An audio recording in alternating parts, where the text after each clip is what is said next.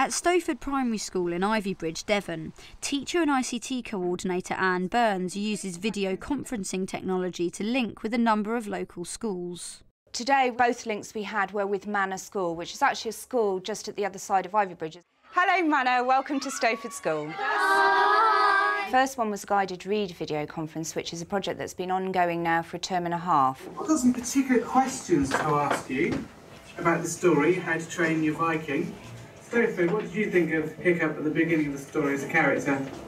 What did you think, guys, how he was portrayed? I thought that he was a scaredy cat because he kept on saying that he was really anxious. That's a fantastic answer. Would you like to talk to us about what Hiccup was like come the end of the story? We'll start with Lauren.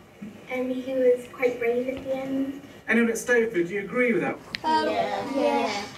What I like about video conferencing is that you get to see new people, and it's interesting because sometimes if you're reading a non-fiction book, you get to learn new things. And if you didn't spot something and someone else did, they will say it and then you eventually spot it. Up until now, it's been very much up to us to go and find someone to video conference with.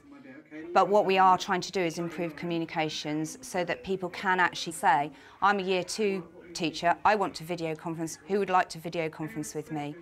There are links out there which will point you in the right direction of going and finding international links. There's an awful lot of places like the Royal Philharmonic Orchestra and Space Centre that actually will do video conference links with schools. For the second video conference, Anne has invited local newspaper reporter Claire Acton to speak to the students. I started a school newspaper with the Year 6 group. I thought it'd be interesting for them to know what happens when you scale it up to a local paper. And she agreed not only to talk to our children, but talk to Manor's children who don't have their own paper, and maybe inspire them to go and write a paper of their own. I write the stories, I send them into the editorial department, they put them on the page, and this is how it looks like. You'll see there's great big gaps all over the place. That's where the adverts go. Are there ever any times where you don't enjoy your job? There are occasional times when I don't enjoy my job, and it's usually when I have to write about something that's sad. And it's not nice. But unfortunately, because of our job, it's what we've got to do. Have we got anybody else at Manor?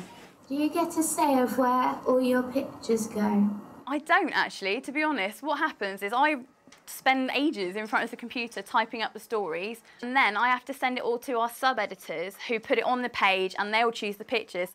I think if we want to make it a really valuable tool, then what we've got to do is get teachers using it as part of the curriculum and see it as part where they can plan it in. And it doesn't have to be an hour-long conference or even half an hour, but it is about making children aware of how other children live and what other children experience and go through, which can only help prepare them for when they go out into the wider world, or possibly even just move on to their secondary school education, which may be much bigger than they used to.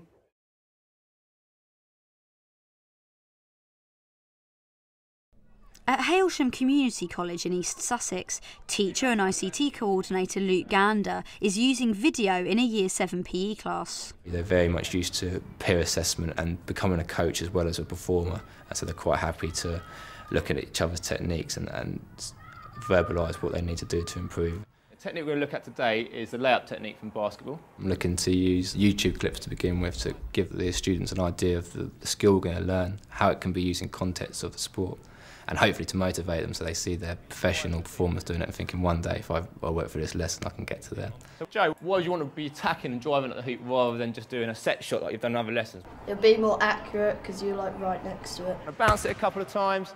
Okay, you're going to go up. When I get out into the sports hall, like a few of the students are going to put on heart rate monitors so we can trace their heart rates from beginning at rest all through the warm-up activities and then see how it's influenced by the different activities and exercises that we do and relate that back to their body systems. Okay, so to begin with, guys, we're going to look at the heart rate traces you've got here, and we'll produce a graph of some of them in response to your warm-ups. So it means we can go at any point, stop the lesson, bring the group in and have a look at their heart rate there and then.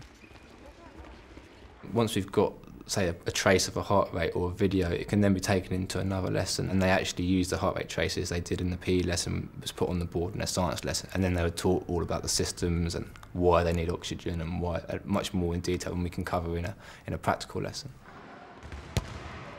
When we start moving on to the actual skills practice, I'm going to use the ICT equipment, the camera analysis software, and that allows us to replay things straight away, so we can put a 9-second delay on it. That's what we had today. So the students were shooting their basketball layup and they had time to come back and look at the computer screen and watch their performance that they've just done. Is that better, Joe? Did you get your right knee that time? Yeah. So your right knee's gone up and you've pushed off at the very top, so that's much better.